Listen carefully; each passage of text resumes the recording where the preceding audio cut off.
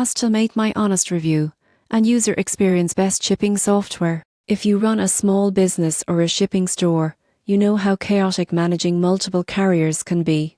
That's where PostalMate comes in. It claims to simplify everything. After using it for my business shipments, here's my honest review. Most people get this wrong. They think PostalMate is just a label printing program. But the surprising truth is, it's a complete point of sale and shipping management system. It connects FedEx, UPS, DL, ASPs, regional carriers in one place, letting you compare rates, print labels, and manage transactions instantly. When I first started using PostalMate, setup took a bit of time, but once it was configured, it ran smoothly. I could see all shipping options side by side, making it easy to pick the cheapest or fastest service for each package. Software even calculates profit margins automatically, something that saved me hours each week. It also supports retail functions like barcode scanning, invoicing, and customer receipts. For multi-carrier stores, this is a game changer.